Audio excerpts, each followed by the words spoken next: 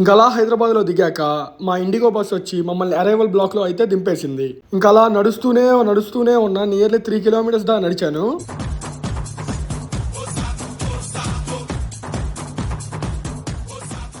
ఇంకా అలా హైదరాబాద్లో one of the best launch అయిన ఎన్కామ్ లాంచ్కి అయితే వచ్చేసాను. ఇంకా అలా ఆన్లైన్ రిజిస్ట్రేషన్తో ఈ క్యూఆర్ కోడ్తో అయితే స్కాన్ చేసి రిజిస్టర్ చేసుకొని లోపలికి వెళ్ళిపోయాను. లోపలికి ఎలా అంటే మీ దగ్గర ఖచ్చితంగా క్రెడిట్ కార్డ్ అయితే ఉండాలి. లేకపోతే మీరు దగ్గర 2500 దాకా కట్టాలి. క్రెడిట్ కార్డ్ ఉంటే జస్ట్ 2 రూపీస్తో వెళ్ళిపోవచ్చు. మొత్తం అన్లిమిటెడ్ ఫుడ్. నా క్రెడిట్ కార్డ్ అయితే బిస్కెట్ చేసింది నిజంగా. నా దగ్గర ఉన్న 2 పనికి రాలేదు. ఇంకా క్యూఆర్ కోడ్ ఏదైతే మీకు చూపించానో దాన్ని మా బ్రదర్కి పంపిస్తే ఆయన దగ్గర ఉన్న క్రెడిట్ కార్డ్స్తో నాకు ఎంట్రీ ఇచ్చారు.